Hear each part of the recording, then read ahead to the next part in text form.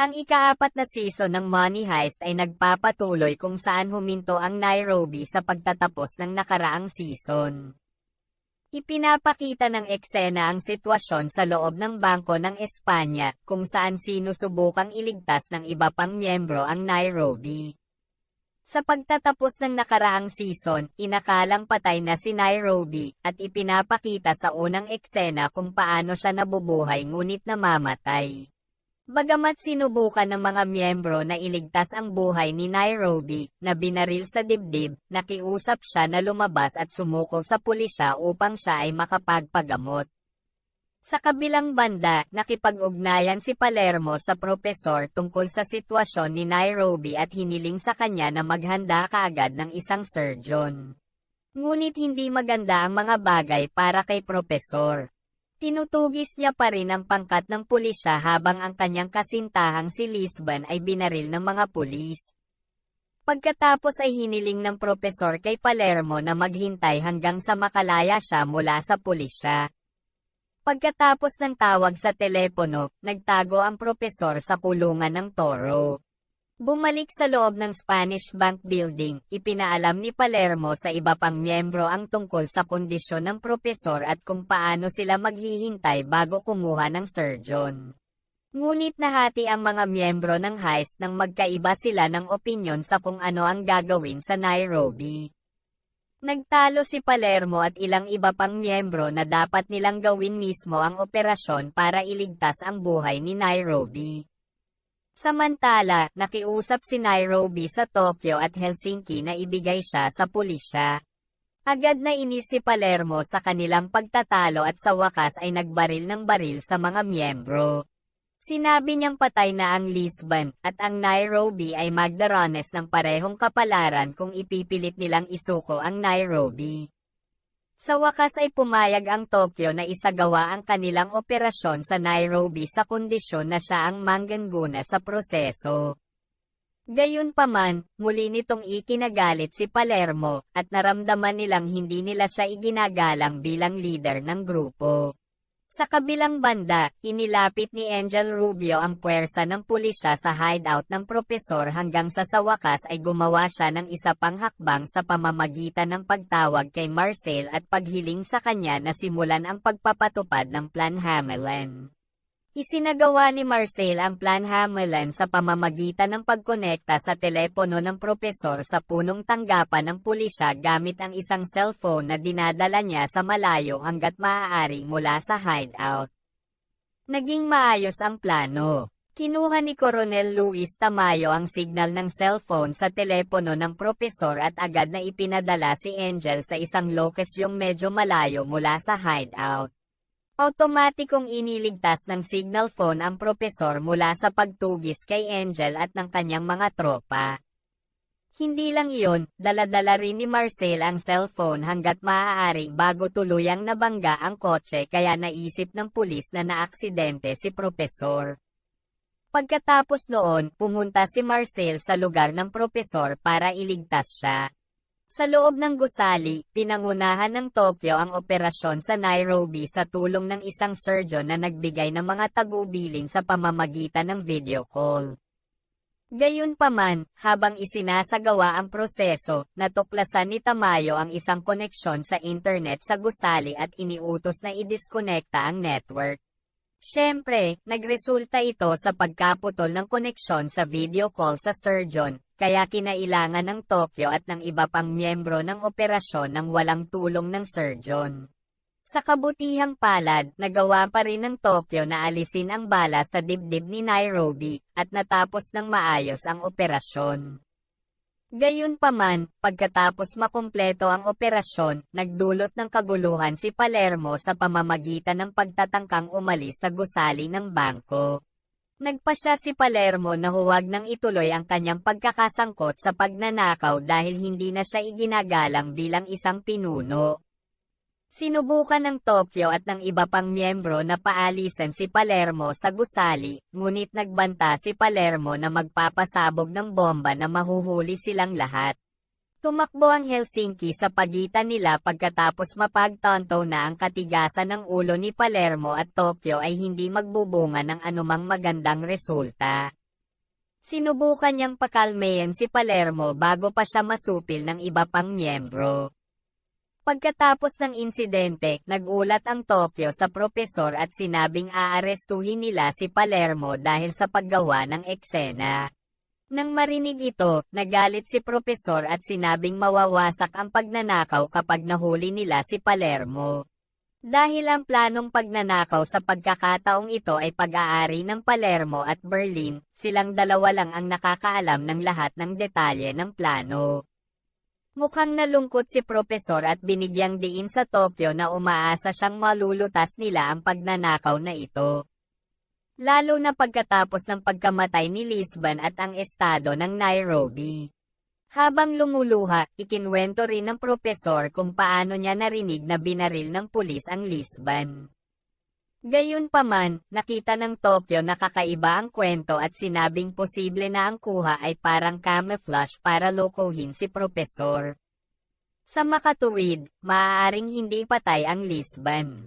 Dahil sa paliwanag ni Tokyo, napagtanto iyon ni propesor. Marahil ay buhay pa ang Lisbon ngunit nahuli sa punong tanggapan ng pulisya. Oo naman, ang eksena ay lumilipat upang ipakita ang Lisbon o Raquel Murillo sa punong tanggapan ng pulisya at tinanong ni Alicia Sierra. Sa panahon ng interogasyon, sinubukan ni Sierra na kumuha ng impormasyon sa pamamagitan ng pag-aalok sa Lisbon ng iba't ibang posibilidad. Ang isa sa mga ito ay kung paano mababawasan ang kanyang sentensya kung makikipagtulungan ang Lisbon sa pulis upang lutesin ang pinakamalaking kaso ng pagnanakaw. Sa kabilang banda, kung pipilitin ni Lisbon na maging tapat kay propesor, mas magiging mabigat ang kanyang sentensya. Kasabay nito, maaaring makalimutan pa siya ng libreng propesor at maghanap ng ibang babae. Mukhang gumagana ang mga salita ni Sierra habang inaalala ni Lisbon ang lahat ng away at pagtatalo sa pagitan niya at propesor bago siya maaresto. Samantala, sa labas ng gusali ng Bank of Spain, si Propesor at Marcel ay nagbabalat kayo sa gitna ng mga tumututol upang malaman ang tungkol sa sitwasyon sa paligid ng punong tanggapan ng pulisya. Matapos makakita ng walang kaguluhan sa punong tanggapan ng pulisya na maaaring nangyari kung napatay ang isa sa mga magnanakaw, kumbinsido si Propesor na buhay si Lisbon at nakakulong sa loob ng punong tanggapan. Samantala, sa loob ng gusali ng Bank of Spain, pinigilan at iginapos ng Tokyo si Palermo at inilagay siya kasama ng iba pang mga hostage.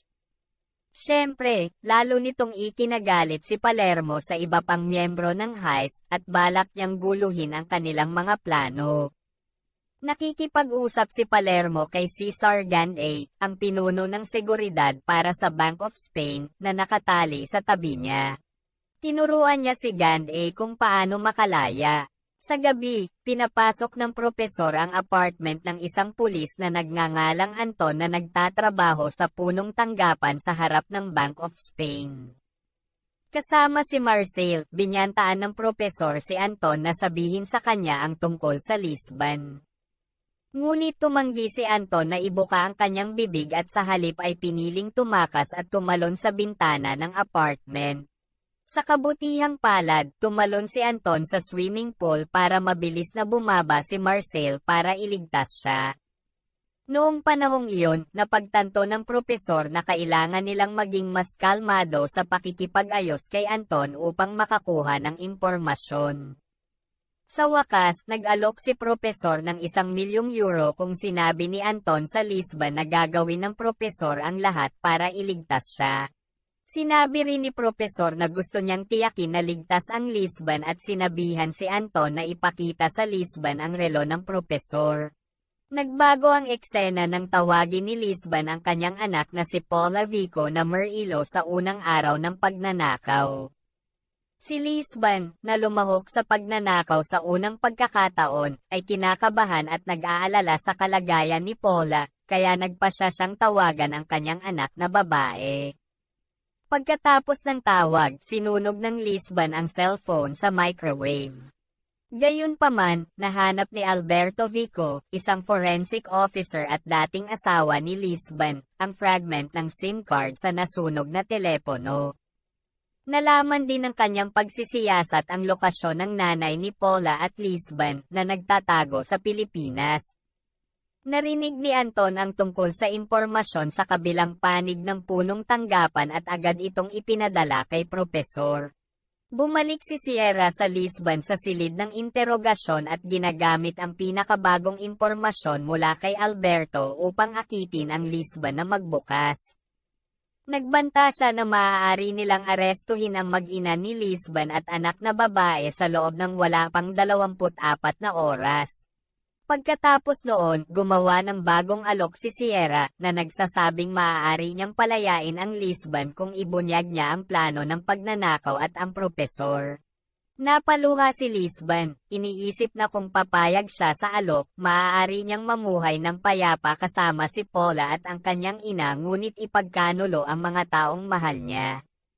Kapag malapit nang magpasya ang Lisbon na makipagtulungan sa pulisya at makipag-ugnayan sa propesor, pumasok si Anton sa silid ng interogasyon.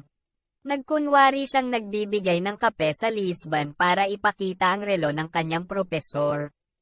Sa loob ng gusali ng Bank of Spain, sinusubukan pa rin ni Palermo na tulungan si Gandia na makalaya.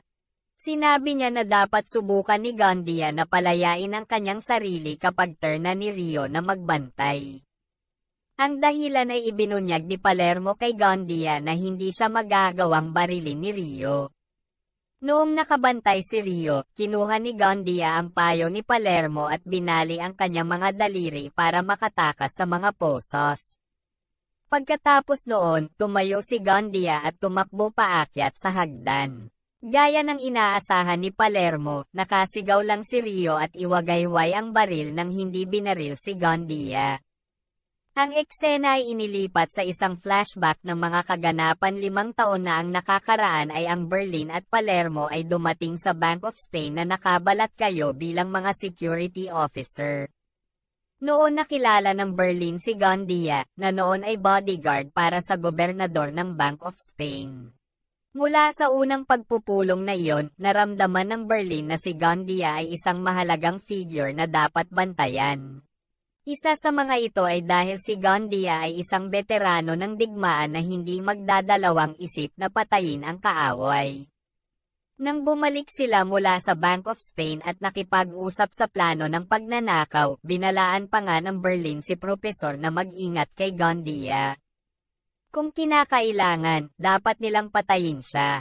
Sa Bank of Spain, hindi pinansin ang babala ng Berlin. Pagkatapos makatakas, agad na hinanap ni Gandia si Nairobi, na noon ay ang pinakamahinang miyembro ng heist. Lumapit si Gandia sa kama ni Nairobi at binalutan siya ng unan. Sa kabutihang palad, ang Nairobi ay maaari pa ring magrebelde at kumuha ng siring at sinaksak si Gandia ng maraming beses. Sa sandaling iyon, nakita ng isang hostage ang pagkilos ni Gandia, kaya agad siyang tumakas. Tokyo at Helsinki, na nakakita sa estado ng Nairobi, sa wakas ay nalaman na si Gandia ay nakatakas at agad na sinubukan hanapin siya. Ngunit natrap ni Gandia si Helsinki at ibinitin siya bago kinuha ang kanyang rifle. Noong panahong iyon, nakita ng Tokyo si Helsinki na nakabitin at tinawag niya si Bogota upang tumulong sa pagligtas sa kanya.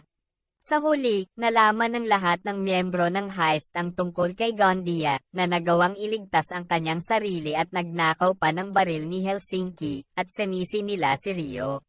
Sinundan ng propesor ang argumento ng mga miyembro ng heist sa pamamagitan ng CCTV camera at sinubukang pakalmayan ang galit ni Denver. Bukod pa rito, tiniyak din sa kanila ng propesor na si Rio ay hindi isang taksil. Hinihiling din niya sa kanilang lahat na tumuon sa paghahanap kay Gandia sa halip na gumugol ng oras na sisihin ang isa't isa, kung isa sa alang-alang na si Gandia ay hindi isang ordinaryong bilanggo. Kasabay nito, nagawa ni Gandia na makapasok sa surveillance room at pinakialaman ang CCTV system upang hindi masubaybayan ng propesor ang sitwasyon sa loob ng gusali ng Bank of Spain. Pagkatapos ay lumabas si Gandia sa pamamagitan ng ventilation shaft sa Bank of Spain, banyo ng gobernador, kung saan may pintuan ng lihim na silid. Nagawa ni Gandia na makapasok sa kwarto na lumabas na isang security room at agad na nakipag-ugnayan sa pulis gamit ang espesyal na telepono na ibinigay. Hindi nagtagal, nagsimulang makipag-ugnayan si Gandia sa pulisya sa punong tanggapan sa labas ng gusali ng Bank of Spain at ipinaalam niya kay Tamayo ang kasalukuyang sitwasyon. Mayroon ding panloob na CCTV sa silid na nagbigay daan kay Gandia na bantayan ang sitwasyon sa loob ng gusali ng Bank of Spain kahit na pinakialaman ang external CCTV system.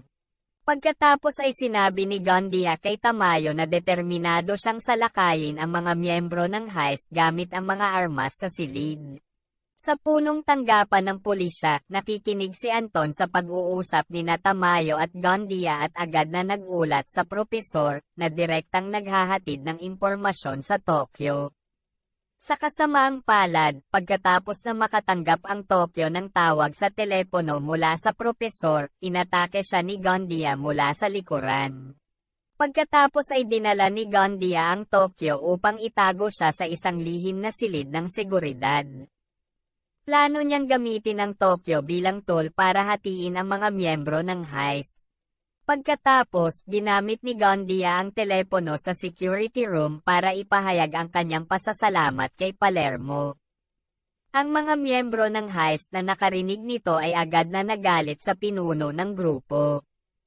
Pagkatapos ay nakipag-ugnayan sa kanila si Propesor at tinanong si Palermo tungkol sa kanyang pagkakanulo. Inamin ni Palermo ang kanyang pagkakamali at humingi ng tawad kay Propesor, kalaunan ay pinahintulutan siyang muling sumali sa grupong heist.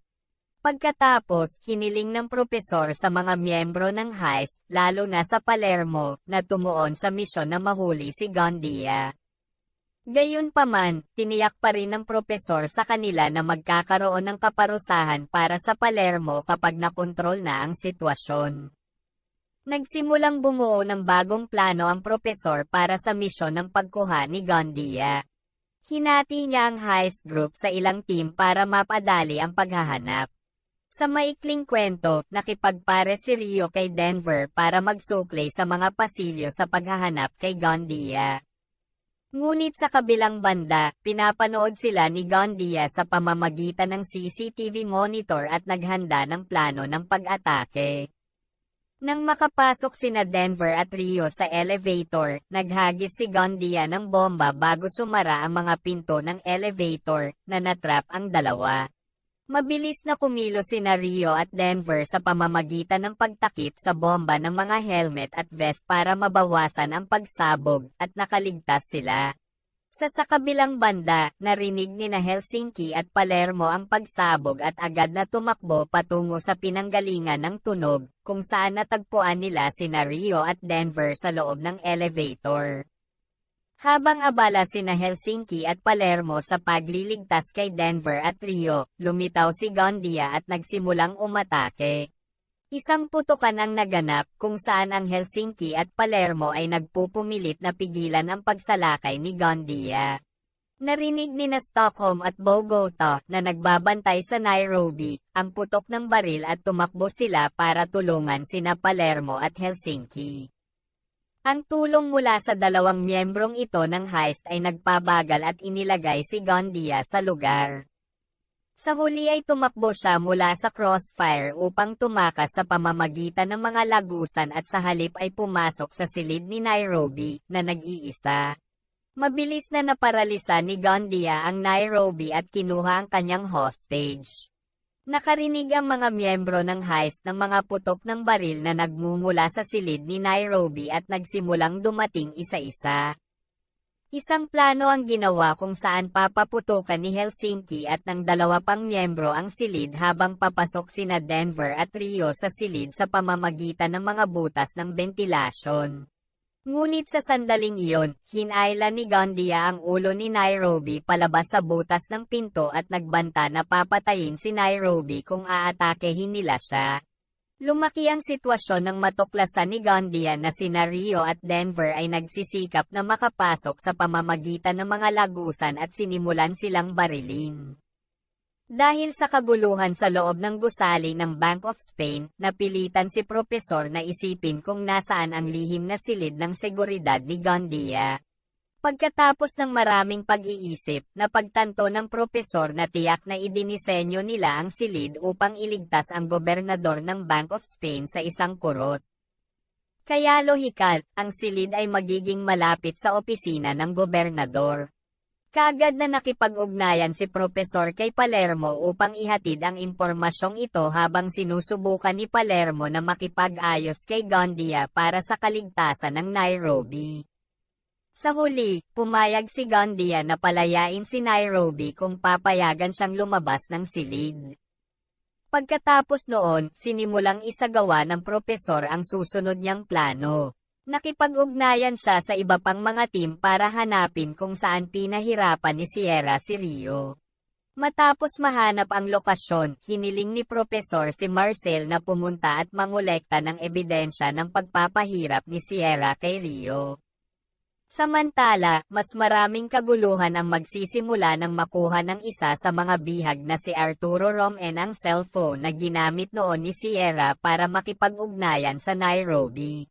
Sinabihan ni Arturo ang isa pang bihag na tumawag sa pulis gamit ang cellphone, at sa sandaling nakakonekta sa tawag, binigyan ni Arturo si Tamayo ng impormasyon tungkol sa sitwasyon sa loob ng gusali.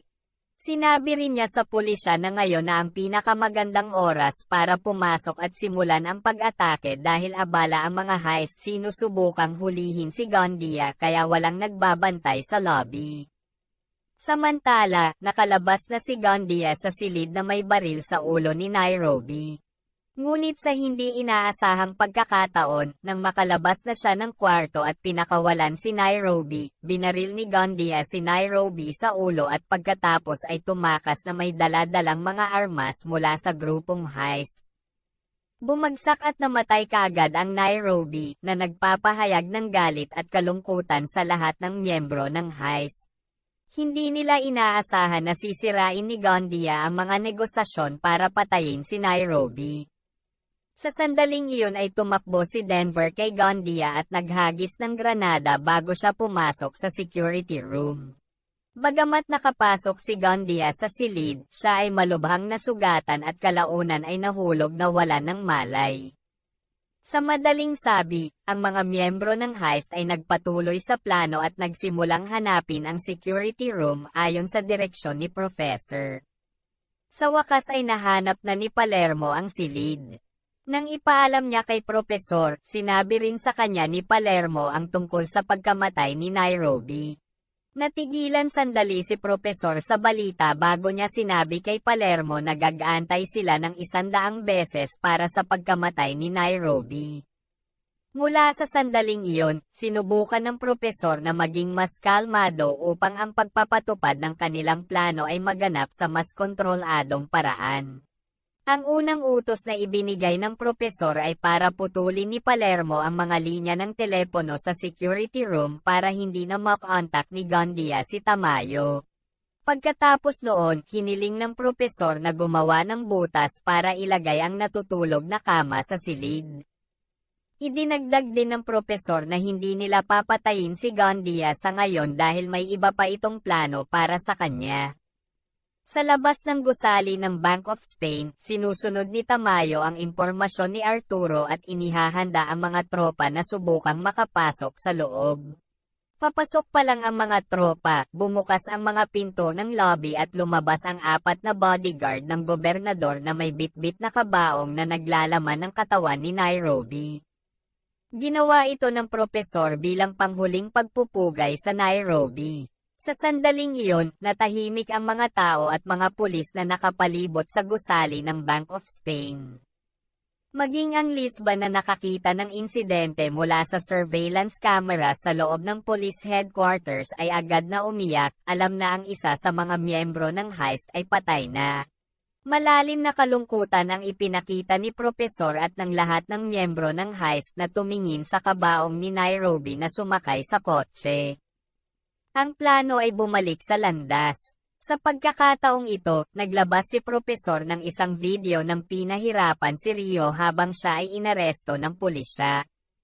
Ang video, na malawakang inilabas sa publiko, ay humantong sa publiko na kondenahin ang mga aksyon ng pulis, lalo na sina Colonel Luis Prieto at Sierra.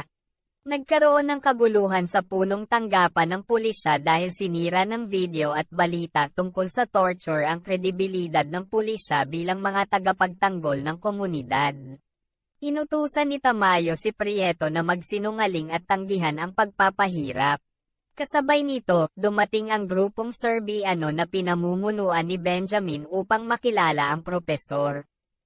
Ang gawain ng grupong ito ay pumunta sa isang misyon upang iligtas si Lisban o Raquel, na manliligaw din ng propesor. Tinipon ng propesor ang lahat ng miyembro ng grupong Serbiano at nagsimulang turuan sila tungkol sa planong palayain ang Lisban. Sa kabilang banda, nagkamalay si Gandia sa kabila ng pagkakaroon ng mga sugat sa buong katawan. Nag-alok din ng Tokyo na tulungan si Gandia na gamutin ang kanyang mga sugat. Bagamat sa una tumanggi siya, natanto ni Gandia na wala siyang ibang pagpipilian kundi tanggapin ang alok. Sa labas ng gusali ng Bank of Spain, nagsagawa ang pulisya ng bukas na press conference kung saan nakipag-usap si Prieto sa media upang tanggihan ang mga paratang ng torture ng heist group laban kay Rio.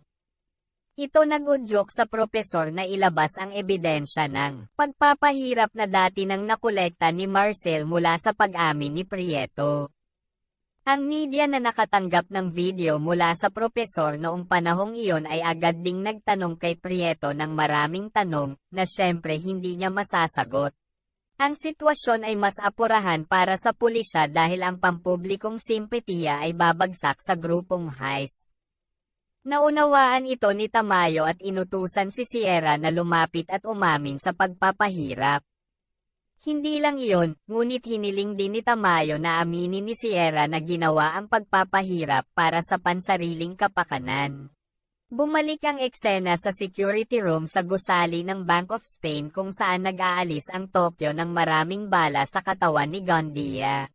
Bagamat sa una ay mahusay ang trabaho, ninanakaw ng Tokyo ang pagkakataon kapag nahuli si Gandia at binugbog siya ng walang malay. Dahil alam niyang inutil si Gandia, agad na pumasok si Bogota sa silid sa pamamagitan ng pagsira sa pinto. Gayunpaman, tiniyak nilang hindi mamamatay si Gandia, ayon sa utos ng propesor. Kasabay nito, sinimulan ng propesor na isagawa ang pangatlong plano sa pamamagitan ng paglabas ng isang video na pag-amin na iligal na inaresto ng pulisya ang isa sa mga miyembro ng heist, si Raquel Murillo. Dahil sa pampublikong inilabas na video confession ng propesor, napilitan ang pulisya na ilabas ang Lisban sa punong tanggapan upang sumailalim sa tamang pagsusuri. Nakapagtataka, nang lumabas si Lisban sa punong tanggapan ay nakita niya ang isang malaking pulutong ng mga tao na sumuporta sa mga aksyon ng propesor. Dumaan pa ang mga tao sa mga barikada ng seguridad upang hikayatin siya. Iba talaga ang ugali ng komunidad nang lumabas sina Prieto at Tamayo, kung saan sinalubong sila ng hinanakit mula sa komunidad. Sa wakas ay humarap si Sierra sa media at nagbigay ng pag-amin tungkol sa pagpapahirap kay Rio ayon sa utos ni Tamayo. Ang sorpresa ay dumating dahil ang pag-amin ni Sierra tungkol sa utak ng pagpapahirap ay iba sa naunang utos ni Tamayo. Hindi niya inamin na ginawa ang torture para sa mga personal na dahilan ngunit sa halip sinabi niya na ang torture ay ginawa batay sa mga utos ng mga nakatataas sa pulisya at gobyerno. Sa punong tanggapan, ipinakita ni Tamayo ang kanyang galit habang nanonood ng live na broadcast ng press conference ng Sierra. Sa kabilang banda, pumunta sina Benjamin at Marcel sa isang lokasyon para simulan ang Lisbon Rescue Mission.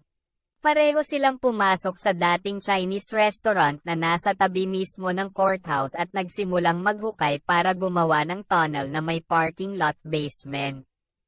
Sa loob ng gusali ng Bank of Spain, nahuli ng mga miyembro ng heist si Gandia at ginagamot ni Helsinki ang kanyang mga pinsala.